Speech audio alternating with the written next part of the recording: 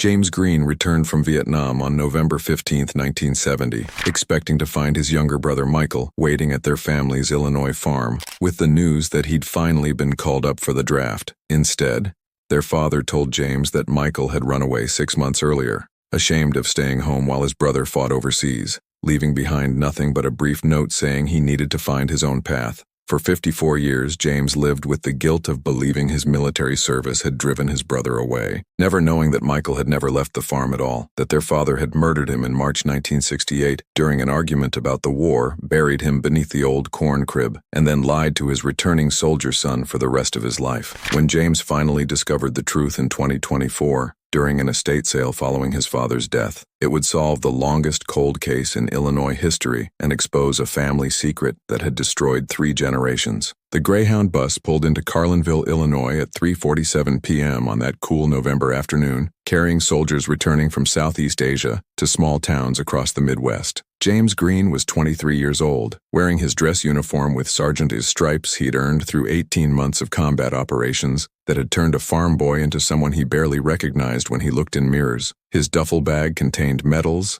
citations, and memories that would wake him screaming for the next 50 years. What it didn't contain was any warning about the lie waiting for him at the bus station. Walter Greene stood on the platform, a tall man of 47 with the rigid posture of someone who'd served in World War II and never quite left the military mindset behind. He didn't embrace his son when James stepped off the bus. He shook his hand firmly, took the duffel bag, and led the way to the pickup truck without the small talk that other reuniting families were sharing around them. Michael ran off, Walter said flatly, not meeting James's eyes as he started the truck. Left about 6 months ago, maybe April or May. Couldn't face you coming home a hero while he stayed safe here on the farm. Left a note saying he needed to find his own path, whatever the hell that means. James felt the words like physical blows. Michael was 19, had received his draft notice in January 1968, but had been granted a deferment due to his work on the family farm. The deferment was legitimate, legal, and nothing to be ashamed of. But James knew his brother had struggled with the decision, had written letters throughout 1968 and early 1969, talking about feeling guilty that James was in combat while he worked cornfields in Illinois. The letters had stopped coming in March 1969, and James had assumed Michael was just busy with spring planting. Now his father was saying Michael had run away, couldn't face his returning brother, had abandoned the family out of shame. The drive from town to the Greene farm took 20 minutes along county roads that James had known his entire life. Every fence post, every turn, every neighboring farm was familiar, but everything felt wrong without Michael there. James tried to imagine his brother leaving, tried to picture him packing a bag and walking away from the farm that had been in their family since the 1920s, and couldn't make the image work. Michael had loved the land, had talked about modernizing their operation, had dreamed of building the farm into something bigger. Why would he run? Did he say where he was going? James asked, his voice rough from months of shouting orders and breathing dust. No destination, Walter replied, his eyes fixed on the road. Just that he couldn't stay. Maybe California, maybe Canada with the other cowards who won't serve. I don't know, and I don't care. A man who abandons his family when they need him isn't worth worrying about. The words settled like stones in James's stomach. His father's judgment was absolute, his disappointment in Michael evident in every clipped syllable. James wanted to defend his brother, to point out that Michael had done nothing wrong, that farm deferments were legal and honorable. But he was exhausted, emotionally hollowed out from 18 months of war, and he didn't have the energy to argue with his father's rigid worldview. The Greene family farm spread across 320 acres of rolling Illinois prairie, land that Walter's father had purchased in 1923, and that Walter had expanded through careful management and hard work. The farmhouse was a white 2-story structure built in 1935, with a wide porch and the kind of solid construction that promised to last generations. Behind it stood the barn, several outbuildings, and the old corn crib that Walter's father had built in 1952, a sturdy concrete structure designed to store harvested corn before it went to market. Margaret Greene, James's mother, was waiting on the porch, and unlike Walter, she embraced her son with tears streaming down her face. She was 45 years old, worn thin by farm life and worry, and the relief of having James home safe was written in every line of her face. She'd set out the good dishes for dinner, had cooked all of James's favorite foods, and had decorated the dining room with a "Welcome Home" banner that made James's throat tight with emotions he didn't know how to express. But Michael's absence hung over the celebration like a shadow. Margaret talked around it, mentioning that they'd saved James's room exactly as he'd left it, that the farm was doing well despite being short-handed, that neighbors had been asking about him. She didn't mention Michael until James asked directly, and even then her answers were vague and uncomfortable. Michael had been troubled, she said. He'd argued with his father about politics and the war. He'd seemed restless, talking about leaving the farm, about finding something different, and then one morning in March he'd been gone. James spent his first night home lying awake in his childhood bedroom, staring at the ceiling and trying to reconcile the brother he remembered with the person who would abandon their mother without explanation. Michael had always been the gentle one, the son who helped Margaret in the garden and read books about sustainable farming practices. He'd questioned the Vietnam War, yes, but so had millions of Americans. That didn't make him a coward or someone who would deliberately hurt their family by disappearing. If you're invested in this 56-year journey for truth, subscribe and drop a comment with your thoughts on how families survive betrayal like this. The truth was that Michael Greene had never left the farm at all. On the evening of March 14, 1968, he'd been murdered by his father during an argument that had spiraled from political disagreement into violence. The argument had happened in the barn, away from the house where Margaret was preparing dinner. Walter and Michael had been discussing the war, a conversation that had become increasingly heated as Michael defended protesters and questioned American policy in Southeast Asia. Walter Greene had grown up believing in absolute principles. America was always right. Military service was sacred duty. Questioning authority was weakness.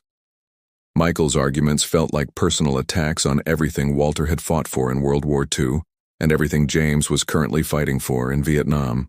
When Michael suggested that the Vietnam War might be unjust, that sending American soldiers to die in a civil war on the other side of the world might be wrong, Walter's anger had erupted into rage. The blow had come from a heavy wrench that Walter had been using to repair farm equipment. He'd struck Michael across the temple with enough force to cause immediate unconsciousness and, within minutes, death from the resulting brain trauma.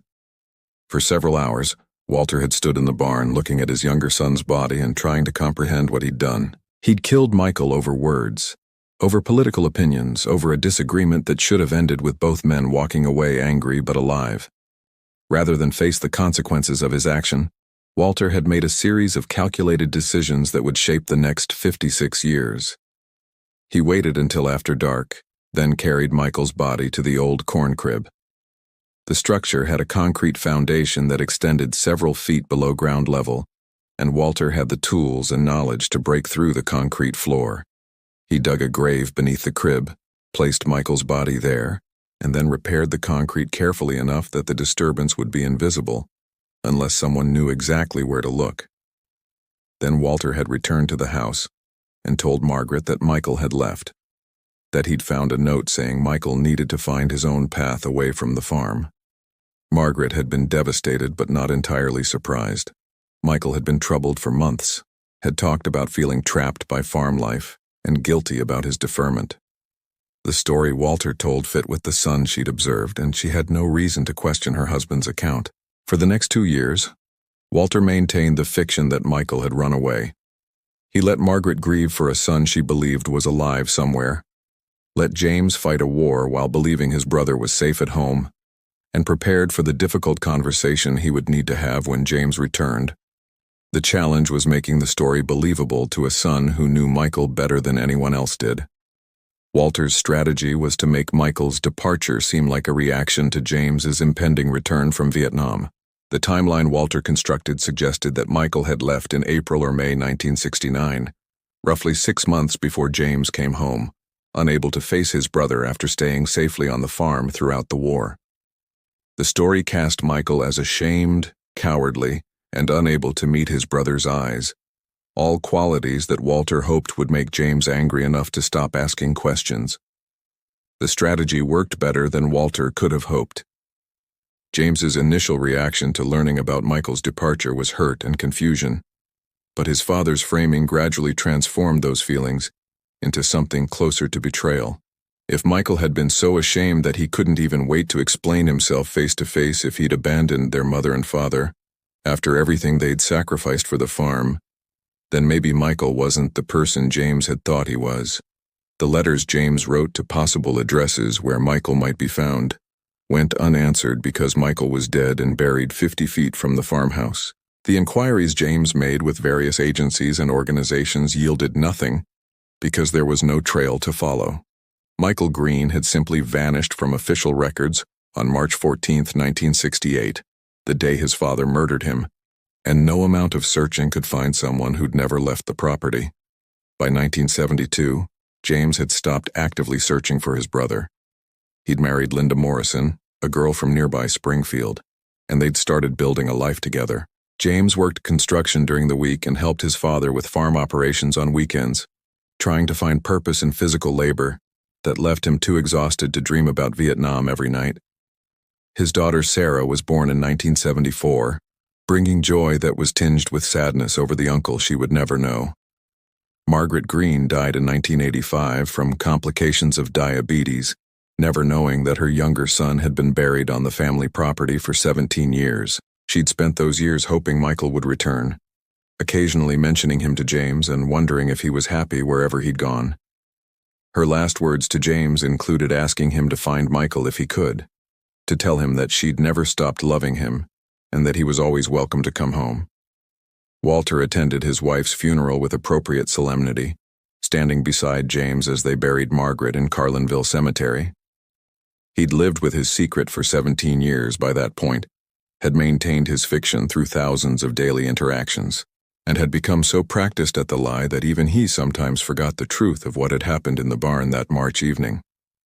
The decades accumulated slowly after Margaret's death. James and Linda raised their daughter, celebrated her graduation from college and her own marriage, and welcomed grandchildren who grew up hearing stories about the mysterious Uncle Michael who had disappeared before they were born. James never stopped wondering what had happened to his brother, never quite shook the guilt of believing that his military service had somehow driven Michael away. Walter grew old with his secrets intact. He sold portions of the farm as residential development crept outward from Carlinville, keeping only 40 acres around the original farmhouse and outbuildings. The old corn crib stood unused for decades, its purpose obsolete as modern farming methods made such structures unnecessary. By the 2000s, the crib was a deteriorating relic, its concrete cracking and its structural integrity questionable. But Walter refused to have it demolished. That refusal wasn't nostalgia or sentiment, it was necessity. The corn crib contained the evidence of his greatest crime, and as long as it stood undisturbed, his secret remained safe. Walter Greene died on December 8, 2023 at the age of 100, having outlived his wife by 38 years, and having maintained his lie about Michael for 55 years. His death was peaceful, surrounded by family at the nursing home where he'd spent his final 2 years after age and dementia had finally rendered him unable to live independently. In his last months, Walter had occasionally spoken about Michael, muttering to nurses about his son who'd run away during the Vietnam War. The comments were dismissed as confusion from a mind deteriorating with age. Moments went past, and present blurred together in ways that meant nothing to people who didn't know the full story. James Greene was 77 years old when his father died, a Vietnam veteran whose nightmares had faded but never disappeared, a retired construction foreman who'd built a decent life despite the ghosts that haunted him. He'd reached an uneasy peace with Michael's disappearance, telling himself that his brother had probably died years ago, probably lived and died somewhere far from Illinois, without ever reconciling with the family he'd left behind. It was the only explanation that made sense after so many decades of silence. The estate settlement for Walter's property was straightforward but emotionally complicated. The remaining 40 acres would be sold to a developer who planned to build homes on the land that 3 generations of Greenes had farmed. The farmhouse and outbuildings would be demolished to make way for suburban streets and cul-de-sacs. James handled the arrangements with his daughter Sarah, now 49, and working as a real estate attorney in Springfield, both of them feeling the weight of being the last generation to remember when the land had been fields rather than subdivisions. The demolition was scheduled to begin on February 12, 2024. James wasn't present for the work, He couldn't bear to watch the physical destruction of his childhood home. But Sarah stopped by that morning to meet with the demolition contractor and ensure that family items had been removed from the buildings before work began. She was standing in what had been the farmyard when the demolition crew started work on the old corn crib, planning to bring it down before moving on to the barn and other structures. Tom Wilson had been running demolition projects in central Illinois for 25 years, long enough to know that old farm structures often contained surprises. Forgotten tools, ancient machinery, occasionally the remains of animals that had gotten trapped and died in sealed spaces. But standing inside the corn crib at 10:30 a.m. on February 12, 2024, staring at what his crew member had just uncovered beneath the broken concrete floor, Wilson knew this was something far beyond his normal experience. The skeletal remains were unmistakably human, positioned in what had clearly been an intentional burial. The bones were largely intact, protected by the concrete above and the dry conditions beneath the crib. Fragments of clothing had survived, including what appeared to be denim jeans and a work shirt. Most significantly, there was a wallet, preserved by the sealed environment, containing a driver's license that identified the deceased as Michael Thomas Greene, born April 3, 1949. Sarah Greene Thompson received the call from the demolition contractor at 11:15 a.m. while she was driving back to Springfield. The news didn't make sense at first. Michael's remains on the farm? That was impossible. Michael had run away in 1969, had left the family, had been gone for 55 years. But Tom Wilson was insistent, careful and clear. The driver's license was genuine. The remains appeared to be decades old, and the Carlinville Police Department was en route to secure the scene. The call Sarah dreaded making was to her father. James answered on the second ring, and Sarah struggled to find words that would make sense of what she'd just learned. "Dad, they found something at the farm. They found Uncle Michael, his body. He was buried under the corn crib." The silence on the line lasted so long that Sarah thought the call had dropped. When James finally spoke, his voice was barely a whisper. "That's not possible. Michael left. Dad said he left." But Michael hadn't left. As forensic investigators would confirm over the following weeks, Michael Greene had died in March 1968, approximately 2.5 years before James returned from Vietnam, and had been buried on the family farm the entire time Walter Greene was claiming his younger son had run away. The cause of death was blunt force trauma to the skull, consistent with being struck by a heavy object. There was no evidence that Michael had been planning to leave the farm, no indication that he'd felt shame about his draft deferment, no reason to believe any part of the story that Walter Greene had told for 55 years.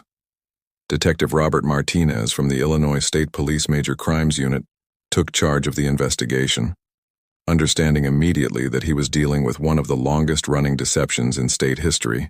Martinez was 52 years old, a career investigator who specialized in cold cases, and he recognized that solving Michael Greene's murder would require piecing together evidence from an era before modern forensic techniques and digital records.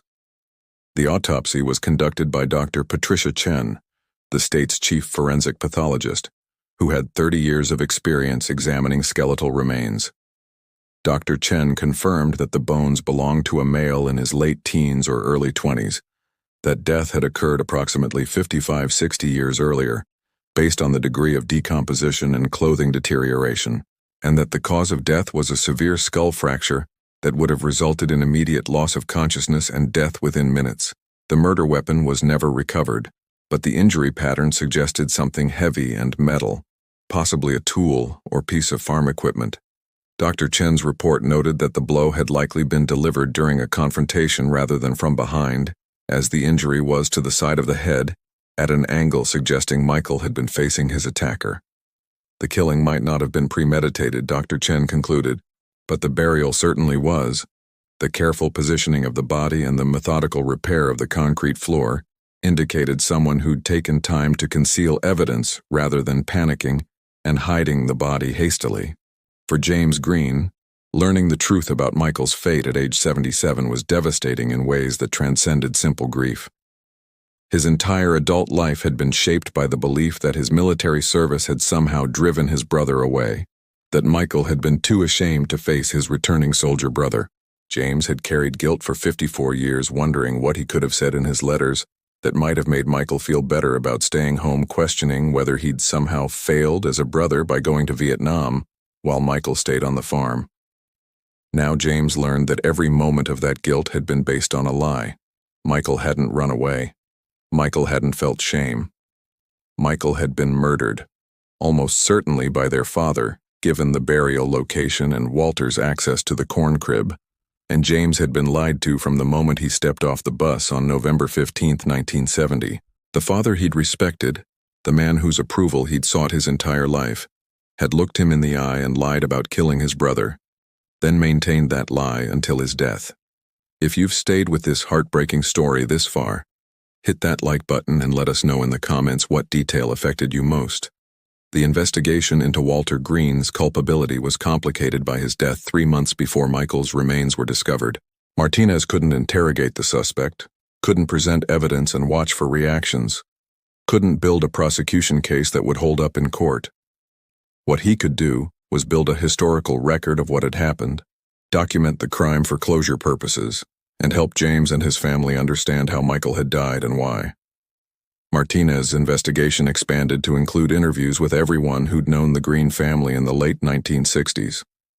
He tracked down Michael's former classmates from Carlinville High School, now in their mid-70s, who remembered a thoughtful young man passionate about sustainable farming and troubled by the Vietnam War's morality. Several recalled conversations where Michael had expressed frustration with his father, his rigid views, but had never suggested he planned to leave the farm. One former classmate, Dorothy Chen, now 75 and living in Springfield, provided particularly valuable insight. She'd been friendly with Michael during their senior year and remembered him talking about plans for after the war ended. Michael wanted to modernize the family farm, Dorothy told Martinez during their interview. He talked about soil conservation, crop rotation, maybe even organic methods. He loved that land. The idea that he just abandoned it never made sense to me. But we all believed what Mr. Greene said because, well, why would a father lie about something like that? Martinez also located several Vietnam veterans who'd served alongside James Greene during 1968-1970. Their testimonies painted a picture of a young soldier who'd been devoted to his family and had spoken frequently about his brother back home. James had carried Michael's letters with him throughout his deployment, had read them repeatedly during difficult times, and had talked about the future they'd build together when he returned. The veterans' accounts made it clear that James had seen his service as protecting his brother's right to stay home safely, not as something that should make Michael feel ashamed. The forensic analysis of the burial site revealed additional details about how Walter had concealed his crime.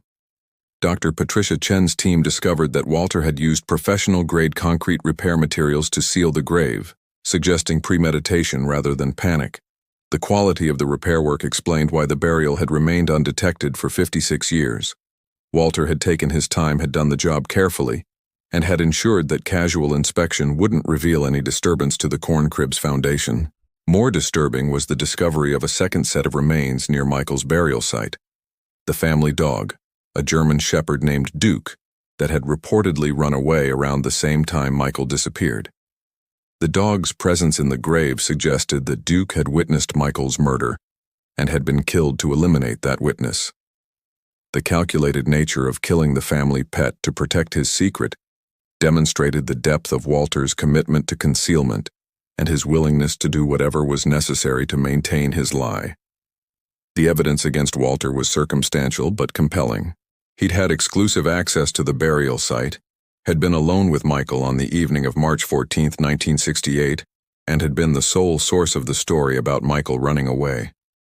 More significantly, Martinez discovered inconsistencies in Walter's account when he tracked down neighbors and family friends who remembered the events of 1968.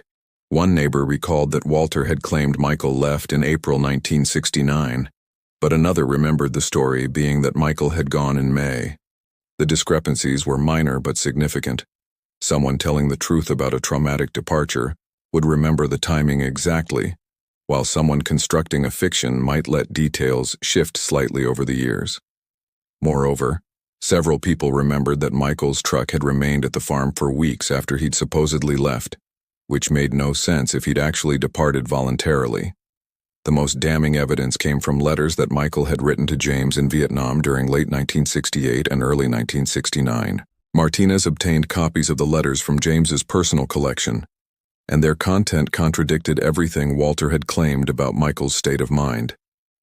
In the letters, Michael expressed frustration with the war, but never mentioned feeling ashamed of his deferment. He talked about looking forward to James coming home, about plans they would make together for the farm's future, about his excitement over new farming techniques he wanted to try. The letters stopped abruptly in March 1968, and James had assumed Michael was just busy with spring planting. Now that final letter took on darker significance. Dated March 12, 1968, just 2 days before Michael disappeared, the letter mentioned an argument with their father about politics but expressed confidence that they would work through their disagreements. "Dad and I don't see eye to eye on the war," Michael had written, "but we'll figure it out. Family is more important than politics." Those were the last words Michael had written. A statement about family importance penned 2 days before his father killed him over political disagreement. The psychological impact on James was profound and complex. At 77, he was forced to reevaluate his entire relationship with his father, to recognize that the man he'd respected was capable of murder and decades of deception. Every memory of Walter now came with the knowledge that Walter had killed Michael and then lied about it for 55 years. He had watched James search for his brother while knowing exactly where Michael was buried. He had accepted James's guilt and grief without ever offering the truth that could have ended both. James underwent therapy with Dr. Michael Foster, a psychologist specializing in trauma and complicated grief. Dr. Foster explained that James was experiencing a form of traumatic revelation that could be as devastating as the original loss. James hadn't just lost his brother in 2024. He had lost the narrative that had shaped 5 decades of his life. He had lost his understanding of his father, and gained the unbearable knowledge that Michael had been so close all those years, while James believed him gone forever. The therapy sessions became James's lifeline during those dark months of 2024. Dr. Foster introduced him to concepts like ambiguous loss and betrayal trauma, helping James understand that his grief was compounded by the violation of trust that Walter E.'s deception represented. The sessions also addressed James's complicated feelings about his father, the love and respect he had felt for decades now contaminated by knowledge of Walter's capacity for violence and sustained lying. One particularly difficult session focused on James's anger toward himself for never questioning his father's story more aggressively. "I should have known," James repeated, his voice breaking. "I knew Michael. I knew he loved the farm. I knew he wouldn't just abandon Mom. Why didn't I push harder? Why didn't I demand to see the note he supposedly left?" Dr. Foster gently reminded James that he'd have been a traumatized 23-year-old returning from combat when Walter told him the lie. He had no reason to suspect his own father of murder. Questioning parental authority wasn't something James's generation had been raised to do. The guilt James carried for not detecting the deception was itself a burden imposed by Walter E.'s crime. One more way that the lie had damaged everyone it touched. The community of Carlinville struggled with its own reckoning. Walter Greene had been a respected figure, a World War II veteran and successful farmer who'd seemed to embody traditional Midwestern values. Learning that he murdered his son and deceived his family for 55 years challenged everything residents thought they understood about Walter and about their ability to recognize evil hiding behind respectable facades. Local churches became sites for difficult conversations about judgment, forgiveness, and the nature of evil. Several pastors delivered sermons addressing how communities should respond when respected members are revealed to have committed terrible crimes. The theological questions were complex. Could Walter Greene be forgiven for his sins when he never confessed or sought forgiveness during his life? Did maintaining a productive farm and appearing to be a good neighbor for decades after murdering his son represent any form of redemption? The revelation sparked painful conversations across Carlinville about the Vietnam War era and the pressures that had torn families apart throughout the late 1960s. Multiple residents came forward with memories of their own family conflicts over the war, arguments that had ended relationships and created rifts that lasted decades. Walter Greene's murder of Michael represented an extreme version of tensions that had been widespread, a reminder of how political disagreements could escalate into violence when combined with rigid beliefs and inability to tolerate dissent. One particularly poignant testimony came from Harold Mitchell, now 79, who had served on the Carlinville Draft Board during the Vietnam War era. Mitchell remembered approving Michael Greene's farm deferment in 1968, recalled thinking that it was one of the clearer cases. The Greene farm genuinely needed Michael's labor, and the young man had seemed genuinely conflicted about the deferment, rather than seeing it as an easy way to avoid service. "I remember Michael coming to the board hearing," Mitchell told a reporter from the Springfield Journal. "He was polite, respectful, but you could tell he was troubled by the whole situation. He asked if there was any way he could serve part-time or do alternative service. That's not something you hear from kids trying to dodge the draft. He wanted to contribute somehow, and his father sat there the whole time, stone-faced, not saying a word." Now I wonder what Walter was thinking, watching his son struggle with that decision. The forensic investigation yielded one final piece of evidence that provided insight into the moment of Michael Sarias's death. Archaeologists brought in to examine the burial site discovered fragments of a broken wrench near the skeletal remains, likely the murder weapon that had been buried with the body either deliberately or accidentally. The wrench matched tools that Walter had used for farm equipment maintenance. And while conclusive proof was impossible after 56 years, the circumstantial evidence painted a clear picture. Walter and Michael had been working on equipment, had begun arguing, and Walter's rage had culminated in a blow that killed his son instantly. The wrench fragments were sent to the Illinois State Crime Laboratory for additional analysis. Microscopic examination revealed trace amounts of organic material in the tool's crevices, material that might once have been blood or tissue but had degraded beyond the point of DNA analysis. The discovery confirmed what investigators had suspected. The wrench had been the instrument of Michael's death, wielded by his own father in a moment of uncontrolled rage. James made the decision to give Michael a proper burial in Carlinville Cemetery, next to their mother Margaret. The funeral service on April 20th, 2024, drew hundreds of people, including former classmates of Michael's who were now in their mid-70s, neighbors who remembered the gentle young man who'd loved farming, and complete strangers who had been moved by the story of a brother whose disappearance had haunted James for 54 years. The eulogy James delivered was one of the most emotionally raw moments anyone present had experienced. He spoke about growing up with Michael, about their childhood on the farm and their dreams for the future. He talked about the letters Michael had written during the war, the plans they'd made for when James came home. And he spoke about 54 years of guilt and grief, of believing he'd somehow failed his brother, of living with the weight of thinking Michael had been too ashamed to face him. "I came home on November 15th, 1970, James said, his voice breaking, "and my father told me Michael had run away because he couldn't face his war hero brother. For 54 years, I believed that lie. I believed I'd driven my brother away by serving my country. I believed Michael died somewhere alone, thinking I'd judged him for staying home. Now I know the truth. Michael never left. Michael never felt shame. Michael was murdered by our father and buried 50 feet from where I slept every night I came home on leave. 50 feet from where our mother lived and died, never knowing her son was so close. The brother I searched for was buried on our farm the entire time." The service included military honors despite Michael never having served, because James insisted that his brother deserved recognition for being a victim of the Vietnam War, as surely as any soldier killed in combat. Michael had died because of the war, because of political divisions it created, because of his father's inability to accept views that differed from rigid military absolutism. In that sense, Michael was a casualty of Vietnam, and James wanted that acknowledged. The investigation's conclusion came in a comprehensive report that Detective Martinez compiled in May 2024.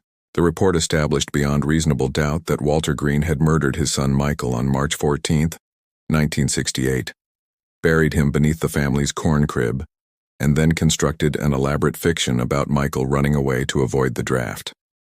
The report documented the psychological manipulation Walter had used to make his surviving son believe Michael had abandoned the family, and the decades of calculated deception that had followed. Because Walter had died before his crimes were discovered, there would be no prosecution, no trial, no public accountability beyond the historical record.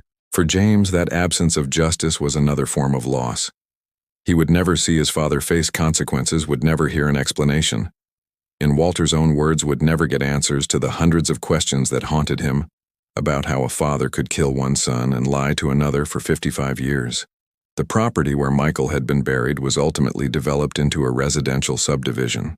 But James negotiated with the developers to preserve a small section of land where the corn crib had stood.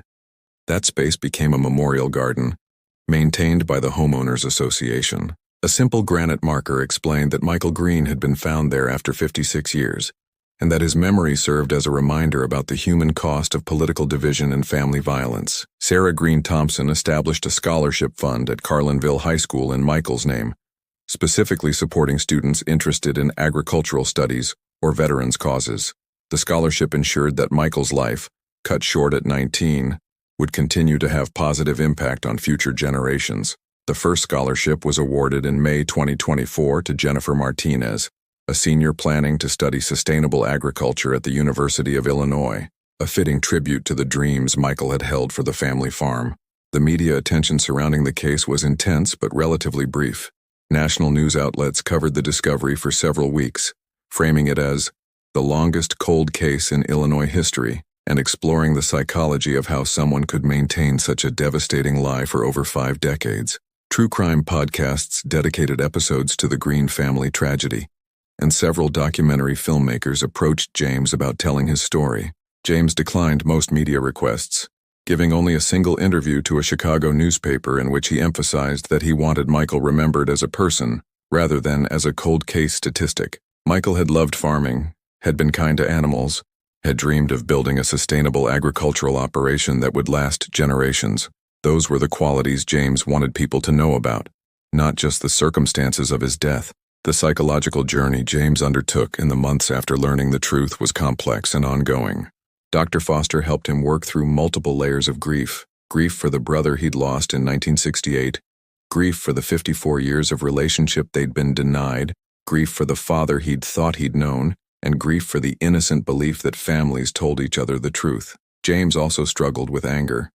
At his father for the murder and deception, at himself for never questioning the story more aggressively, at the universe for letting Michael's death go undiscovered for so long.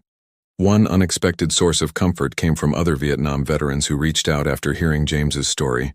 Many shared their own experiences of returning home to find families changed or destroyed by the war's divisive politics, of relationships that never recovered from disagreements about American involvement in Southeast Asia. While none had experienced anything as extreme as James's situation, their stories helped him understand that his family's tragedy had occurred within a broader context of national trauma and conflict. The Vietnam War had divided America in ways that persisted for decades, creating rifts that sometimes proved impossible to heal. Walter Greene's murder of Michael represented the most violent possible outcome of those divisions. But thousands of families had experienced their own versions of loss and estrangement. Understanding that broader context didn't excuse what Walter had done, but it helped James place his family's tragedy within the larger American experience of the Vietnam era. By the summer of 2024, James had reached a fragile peace with the revelations about his brother's fate. He would never have closure in the traditional sense. Too many questions would remain forever unanswered. Too much had been lost to ever be recovered. But he could visit Michael's grave, could talk to his brother in death as he'd been prevented from doing in life, and could ensure that Michael's memory was honored rather than forgotten. James began writing a memoir about his experiences, working with a ghostwriter to document both his time in Vietnam and the 54 years of believing his brother had abandoned their family. The book, titled The Brother Who Never Left, would serve as both a personal catharsis and a historical document about the Vietnam War's impact on American families. James hoped that sharing his story might help other families dealing with decades-old secrets and lies, might provide comfort to people discovering that their memories and beliefs had been built on deception. The Greene family farm, where 4 generations had worked the land, and where Michael had died and been buried, was completely transformed by 2025. The farmhouse was gone, replaced by suburban homes with manicured lawns and two-car garages. The barn had been demolished, the fields paved over. The corn crib where Michael's body had been hidden for 56 years was nothing but a memorial garden surrounded by residential streets. Only the cemetery plot where Michael now rested beside his mother provided physical continuity with the past. For Detective Martinez, the Greene case became a defining investigation of his career. He'd solved murders before, had brought closure to families waiting years or even decades for answers. But the 56-year span between Michael's death and the discovery of his remains represented something extraordinary, proof that the truth could remain hidden for more than half a century, but would eventually emerge. Justice might be delayed beyond any reasonable expectation, but could still be served in some form. Martinez used the Greene case in training sessions for other investigators, emphasizing the importance of questioning accepted narratives and recognizing that disappearance cases sometimes masked murders. He also highlighted how physical evidence could survive for decades if properly preserved, and how advances in forensic science meant that cases once considered unsolvable could be reopened and resolved. The broader implications of the Greene case extended into discussions about how communities handle dark secrets and how individuals cope with discovering that their family histories were built on lies. Therapists and social workers throughout Illinois and beyond began seeing clients who'd been triggered by James's story, people who wondered if their own families might be hiding similar secrets, or who were struggling to reconcile disturbing revelations about their relatives' past actions. The historical significance of the Greene case lay partly in its timeline. As the longest confirmed cold case in Illinois history, it demonstrated how dramatically forensic science and investigative techniques had evolved since the 1960s. If Michael's body had been discovered in 1970 rather than 2024, many of the techniques used to analyze the remains and determine cause of death wouldn't have existed. The case also illustrated how urban development and land use changes could inadvertently expose crimes that criminals believed would remain hidden forever under farmland. James Greene spent his 78th birthday on May 16, 2024, visiting Michael's grave and reflecting on the year that had transformed his understanding of his life. He'd learned truths he'd never wanted to know, had lost the father he'd thought he understood, and had gained the brother he'd believed was gone forever. The exchange felt impossibly cruel, trading 54 years of false guilt for the knowledge that his brother had died violently and been buried like waste beneath a farm building. But James also recognized a strange form of gift in finally knowing the truth. For 54 years, he'd wondered if Michael was alive somewhere, hating his family and choosing to remain hidden. Now James knew that Michael had never rejected them, had never felt shame, had loved the farm and his family until the moment their father killed him. That knowledge was painful, but it was real, and reality, however terrible, was better than living with lies. The final chapter of the Greene family story was still being written as 2024 progressed. James continued his therapy sessions, worked on his memoir, and spent time with his grandchildren, trying to explain to them the complicated legacy of secrets and lies they'd inherited. Sarah managed her father's emotional needs while dealing with her own anger at the grandfather she'd admired, learning that he'd been capable of murder and decades of calculated deception. The community of Carlinville, meanwhile, struggled with its own reckoning about Walter Greene and what his crimes revealed about their ability to recognize darkness, hiding behind respectable facades.